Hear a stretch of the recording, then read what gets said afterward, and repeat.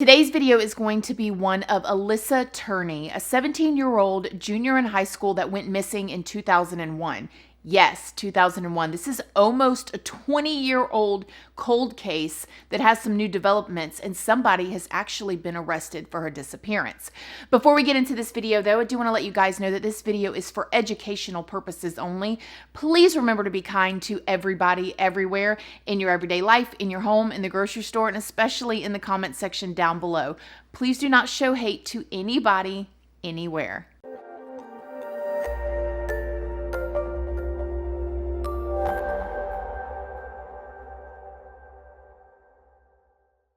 Good morning, my lovelies, my beauties, my friends. My name is Christina and welcome to my channel.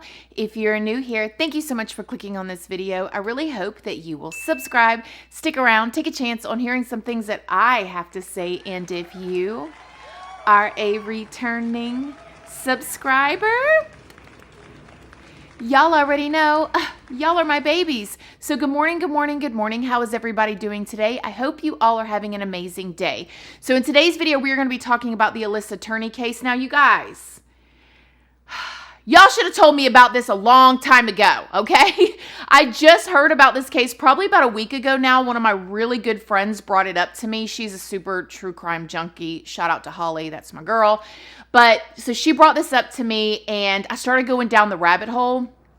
And when I tell y'all, this goes deep and dark and is basically an endless pit. Like, holy cow. If you guys have heard this story, then you know what I'm talking about. And then I asked y'all over on Instagram what y'all wanted me to talk about. And many of y'all said you wanted me to talk about this case. So we're going to talk about it. Now, there are tons of videos, tons of podcasts, YouTube, all of that stuff about this case. Okay, so I'm going to give you guys a version of it. And then I'm going to give you guys a lot of my opinions on things, because I even took some notes of my opinions because I'm just like tripping about this case.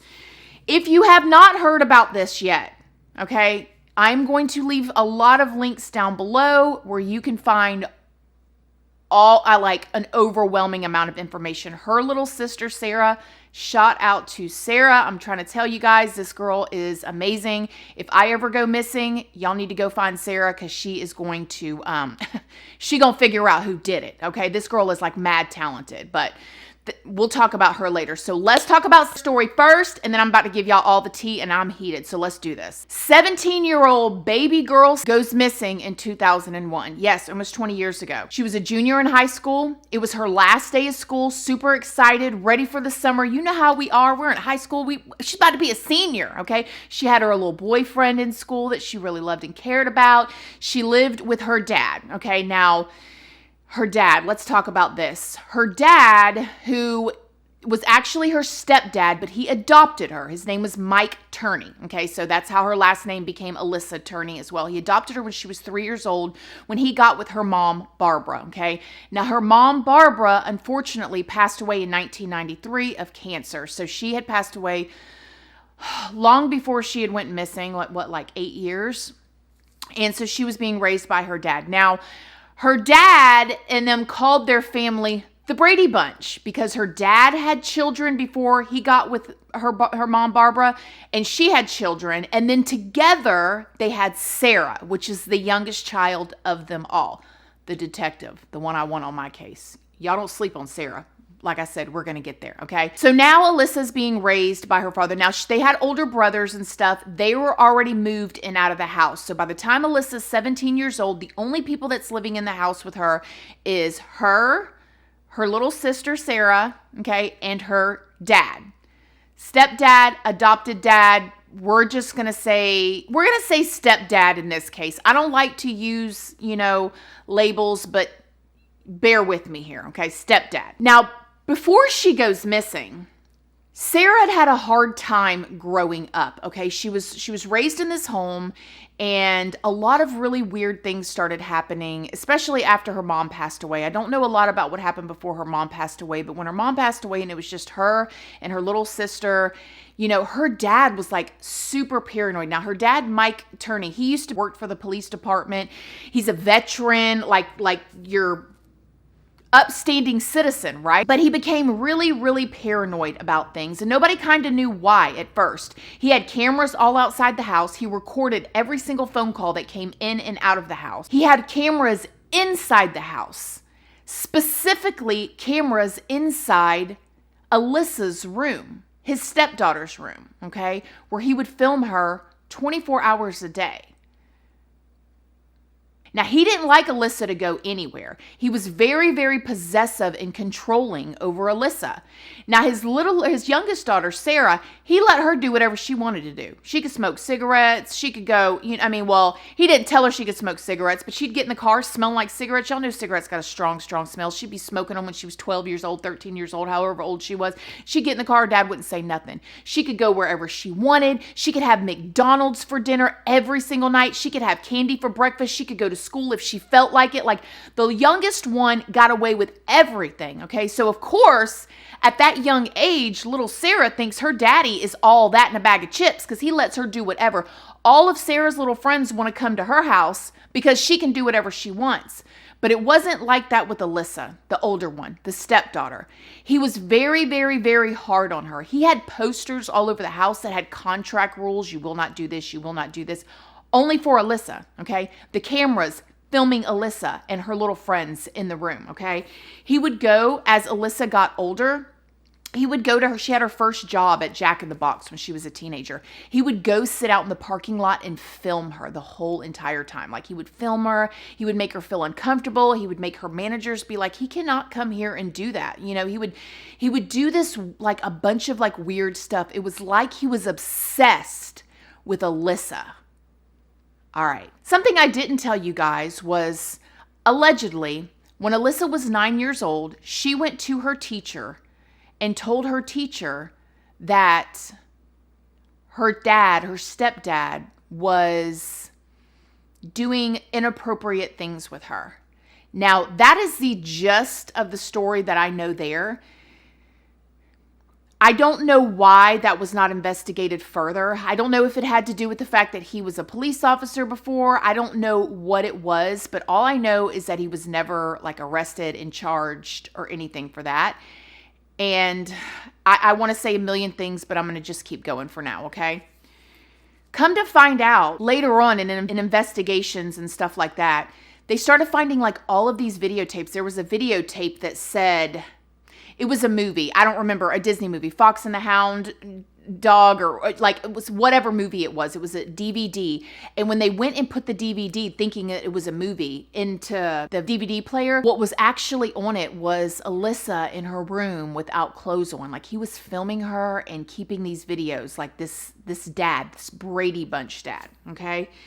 Now, again, at this time, he's got an amazing relationship with his youngest daughter because he's letting her do whatever. I mean, she's at that age that, oh, what? I can have bonbons and cookies for breakfast. I ain't got to go to school today. I can smoke cigarettes. I can go make out with my boyfriend. I can go do this. Oh, my dad's cool, right? The day that Alissa goes missing was, again, like I said, her last day of 11th grade. And her stepdad comes and picks her up from school early. I don't know about where you're from, but here and also at Alissa's school, her last day of school was a half day. Actually, here in our town, I think it's like the whole last week of school every year is like half day because they have tests and all that. So she's supposed to get out at, let's say, noon. He comes and picks her up at, whatever. He picks her up early, which does not make sense. He says that he went to pick her up to discuss the rules for the summer. So he picks her up. According to him, he takes her to lunch. He discusses the rules. According to him, he says that she got so mad about the rules, he had to drop her off at home because he had to go pick up his youngest daughter, Sara. He drops her off at home, okay? And he goes and picks up Sara. Supposedly, this is his story, he goes and picks up his youngest daughter, Sara. He's trying to call Alissa. She's not answering her cell phone. He tells his youngest daughter, Sara, like, I'm worried about her, whatever. They get back home, and there's a note from Alissa right here. And it says basically that she's going to run away and she's going to California. From there, nobody ever sees Alissa again, still to this day, okay? Parts I didn't tell you guys is she had been saving money. Remember how I told you she worked at the Jack in the Box? She had $1,800 in her bank account, which, baby, $1,800 in your bank account is a lot now. Okay, sis, y'all know. Sisters and brothers, y'all know. Okay. Back in 2001, for a 17-year-old, $1,800 is like $10,000. Okay. For her not to touch that money, she never touched it. Eventually, later down the road, after more investigation was done, it showed that the dad later transferred that money into his bank account. Okay. So she's been gone. She's been missing. Nobody's seen her again. Now what happened? The stepdad calls the police department and he goes, hey, yeah, my 17-year-old daughter, she's mad about these rules and she ran away and she left a note. I just want to report it. And they're like, okay, 17-year-old, about to be 18-year-old. She's mad, whatever. The cops never come out and investigate. They never even come out. They never file a report. We're going to get to that later. But Mike, the stepdad, starts telling like his youngest daughter, Sara, like, oh my gosh, we've got to do flyers. We got to do this. Where do you think she is? Here, take her phone. Like maybe, because she had left her phone. Her phone was still there. Her backpack was gone. Okay. Now her school backpack had went in, and when Sara said she went into her room, all of her stuff from her school was dumped on her bed. Like she came home, dumped everything out and packed up and left. But the things that she did not take was like her makeup, clothes, things that like a teenage girl would take. Sara said that Alissa was like obsessed with her makeup. She had like this silver eyeshadow. Y'all know, do I even got to tell y'all how we are, 11th grade, how we are now? All my teenage babies out there, like if you wear makeup, you want, like if you're running away, baby, I'm running away cute. Okay. You're not keeping my silver eyeshadow.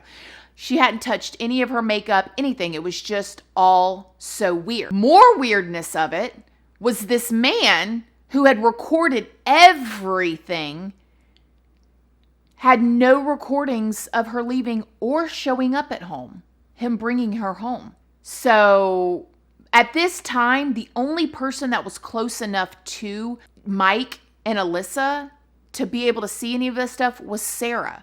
But she was so young. She was a kid. She didn't know. At this time, she's thinking, oh, my poor dad, like he's looking for her, like we're looking for her. And also at that time, to be honest, Sara said that she was kind of actually upset with Alissa because she had some abandonment issues, which absolutely seems normal and natural. Sara was a little girl. Her mom had passed away when she was really little and was never really around like that and left her. So she felt abandonment from her. And then her older brothers moved out of the house. So they were gone. And then now Alissa had left her too. So it was really hard on her. All she had was her dad. So she clung to her dad, and everything her dad told her was gold. I mean, all kids are. All kids are like that when they're little. Now, in that note, Alissa said she was going to California. So a couple different times, the dad supposedly goes to California to look for her, okay? We don't know what all he did while he was there, but he didn't come back with Alissa. One of the times he did take Sara, and they were going to go and like pass out flyers and look for her. And the weird thing is he would make all these trips to California to look for Alissa, but he wasn't doing that in his own neighborhood. He wasn't doing that in his own town. There was even Alissa's friends, like their parents called him and was like, hey, let's put together a search party. Let's do all this. And he was like, no, don't worry about it. The cops are doing a full investigation. And the cops weren't doing a full investigation.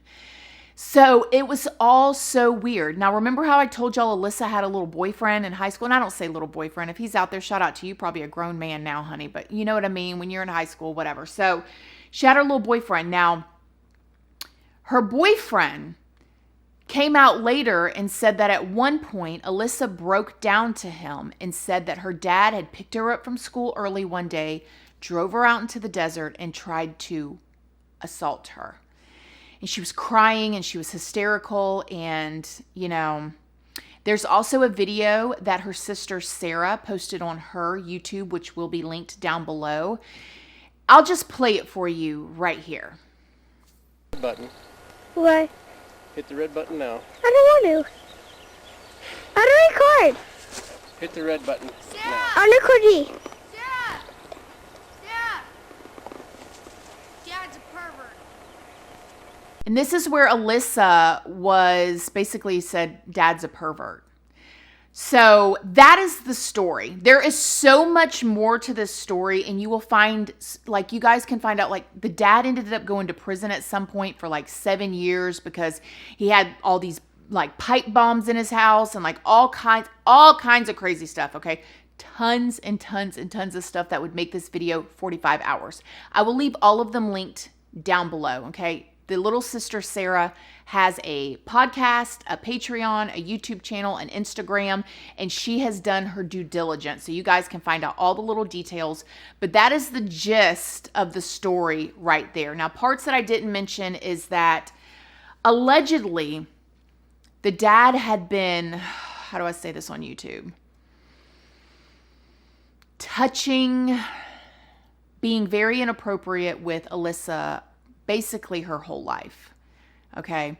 Now, as I was listening to these podcasts with her sister, which her sister's the one that actually has got this all in the media, and we'll get to that too. I was listening to the podcast with the sister, and she said that her dad, now this is her actual biological dad, that she had heard or she knew or she found out or however that, you know, remember how I told you he had kids before he got with Sara and Alyssa's mom, Barbara, before she had passed away of cancer? Well, as soon as he split up with his other wife, he's immediately looking for a new wife. He's constantly doing that. Like, he needs somebody to take care of the kids. He needed somebody.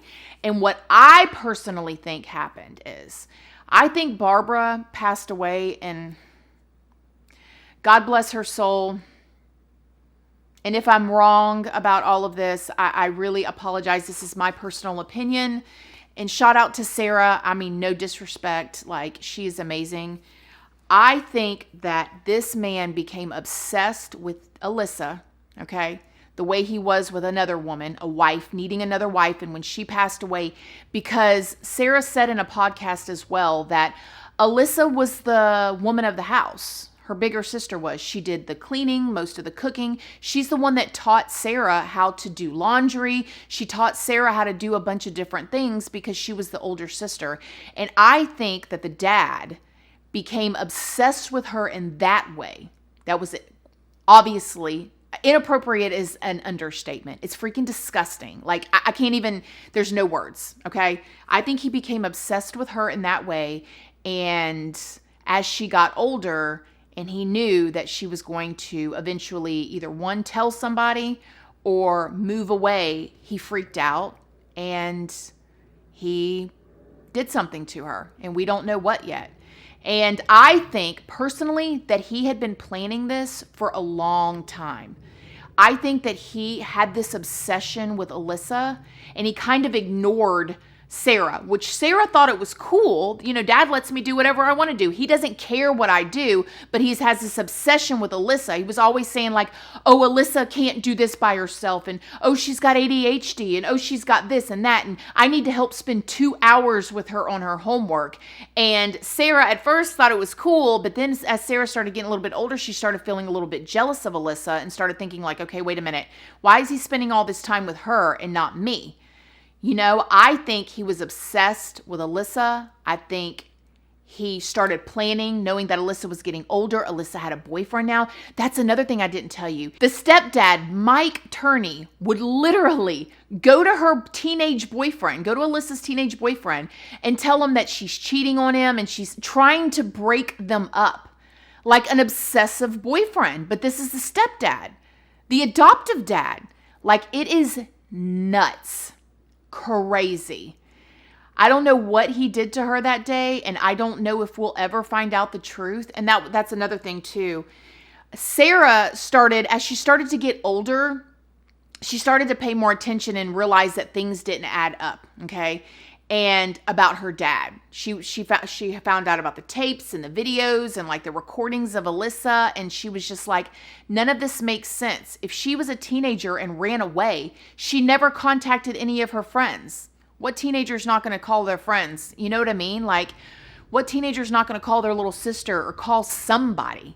So Sara started, as she got older, she started investigating this herself and started like contacting the police department, and like, it was a whole spiel. But allegedly, the reason why the police department couldn't do anything is because they didn't have a body. They don't have a body. They don't have any evidence. They literally have nothing, which is also why I think he's been planning this. Like, this is a guy that he was a cop in some way. Like, he knows the law.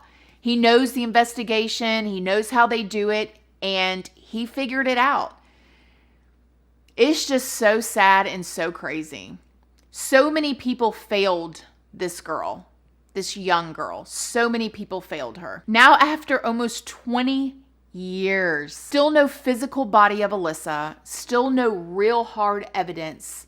The police department went and arrested the dad on second-degree murder. He was arrested last week or the week before, depending on when this video goes out. Like, he was arrested just recently, okay? He's in jail. I watched the video where he tried to get his bond reduced within 24 hours. He had his defense attorney go up to the judge and say, you know, I'm 72 years old. I'm sick. This is a 20-year-old case. Like, I have sleep apnea. I need a CPAP machine, you know, all of this stuff. And I remember looking at him in the court video, and I will leave that link down below as well, and thinking, like, you guys know, if you know me, I've been to prison. If you don't know me, hi, my name's Christina. Whenever I was 21, I was sentenced to 3 years in prison, and I saw so many like older and elderly people in there. And I've told you guys in my videos before that people, when they go to prison and they're older, like, it don't matter, baby. You need a CPAP machine? Oh, you better roll on your side. They ain't giving you no, like, I mean, and he's just in there, and it's just like, it's so crazy because he's in a different world now. The judge they wanted him to reduce his bond to like $25,000 or $30,000 or something, and I think the judge left it, or either reduced it or left it, I don't know what it was before, to $500,000. So he's going to be in there. I don't know if he's made a plea or not yet, and I don't know what's going to happen, but I know at some point he told his daughter Sara, and she's got a recording of him on her podcast, and that's linked down below. You guys go and check it out. He told her, he said, when I'm on my deathbed, I will tell you what happened. Which he didn't say it like that. He said it in more or less words. And she was like, no, tell me now, Dad. And he was like, well, you basically know. Be there at the deathbed, Sarah, and I'll give you all the honest answers you want to hear. Well, why don't you give them to me now? Because you got them now. So he kind of admitted it without admitting it. I don't know, you guys. What do y'all... Now, let me tell you something else, because we're just chatting now. When I first started going down this rabbit hole, I was not convinced that he did it.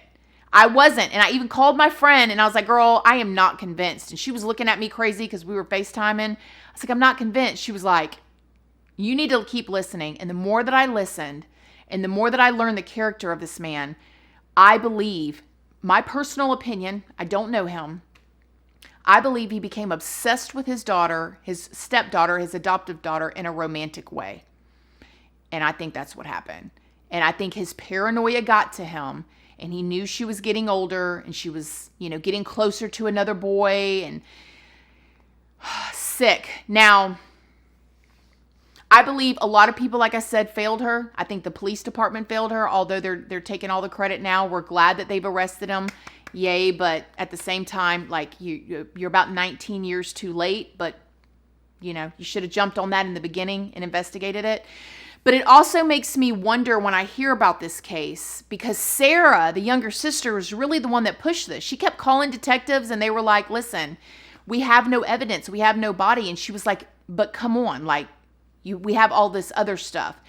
And the detectives told her little sister, like, the only way you're basically going to get this out is if you get media coverage. And that's what she did. She started going on TikTok, telling her stories. All that'll be linked down below. She did a podcast. She got a YouTube channel. She's gotten on other YouTube platforms and really fought for her sister.